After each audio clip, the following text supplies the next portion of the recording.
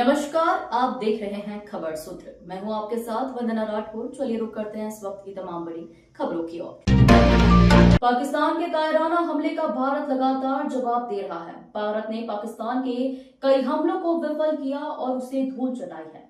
Operation सिंदूर की सफलता से बौखलाए पाकिस्तान ने पहले बुधवार की रात में जम्मू कश्मीर, चंडीगढ़, पंजाब, राजस्थान और गुजरात के कई इलाकों को निशाना बनाने की कोशिश की। इसे भारतीय सेना ने नाकाम कर दिया। अब हताश और निराश पाकिस्तान गुरुवार शाम से ही ड्रोन और मिसाइलों से हमला कर रहा है। दूसरी तरफ भारत पाकिस्तान के सभी मंसूबों पर पानी फेर रहा है। स्थिति तनावपूर्ण है और भारत पाकिस्तान की आक्रामकता के खिलाफ मजबूत रक्षा रुख अपनाए हुए है। लखनऊ स्थित सपा कार्यालय में अखिलेश यादव ने कहा, सरकार ने अगर कोई फैसला लिया है तो सिक्योरिटी को लेकर ही लिया होगा, क्योंकि जब कल मैच चल रहा था धर्मशाला में, उस समय भी सरकार को यही फैसला लेना पड़ा। इसका मतलब यह है कि हमें आपको सबको मिलकर के जो सरकार फैसला ले रही है उसमें सरकार का साथ देना चाहिए।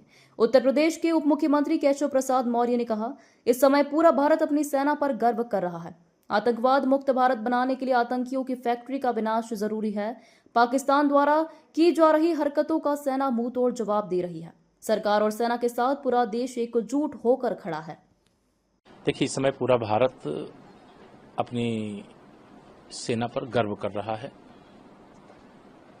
माननीय प्रधानमंत्री श्री नरेंद्र मोदी जी के नेतृत्व में सेना को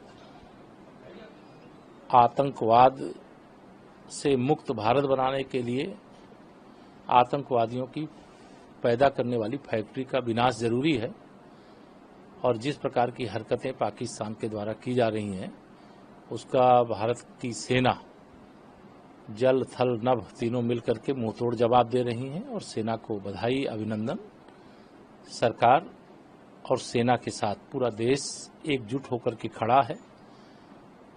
इस प्रकार की चीजें अब बर्दाश्त करने वाला भारत नहीं है। भारत एक ऐसा देश है जैसे को तैसा भी सबक सिखाने की क्षमता रखता है। राजनीति में महापुरुषों को नहीं लाना चाहिए और उससे राजनीतिक लाभ नहीं उठाना चाहिए। सभी महापुरुष हमारे आपके हैं। आलाउदल हमारे आपके हैं, वीर लौरिक हमारे आपके हैं, महाराणा प्रताप जी हमारे आपके हैं। इसमें कोई दिक्कत हो तो बताओ, किसी को शिकायत हो तो बताओ। हाँ, लेकिन जो आज की तस्वीर कोई देखेगा तो उसे जरूर तकलीफ होगी। और अगर मैं उनकी तस्वीर देखूं और उसमें मुझे कोई दिखाई दे जाए और अगर मैं कुछ कह दूं तो उन्हें बहुत तकलीफ होगी। महाराणा प्रताप जयंती के शुभ अवसर पर पूरे प्रदेश और देशवासियों को बहुत बहुत बधाई और बहुत बहुत शुभकामनाएं देना चाहता हूं। महाराणा प्रताप जयंती हर वर्ष इसी तरह मनाई जाती है। जहां कहीं भी हम लोग कार्यक्रम में होते हैं या आज के समय पे जो सोशल मीडिया का प्लेटफॉर्म है उसके माध्यम से भी हम लोग शुभकामनाएं और बधाई और लोगों से जुड़ने का प्रयास करते हैं। हालांकि चौराहे पर और जगह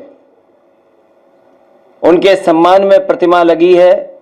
जो लोग वहां से निकलते होंगे, जाते होंगे तो हमेशा प्रेरणा लेकर के और इंस्पायर होकर के जाते होंगे।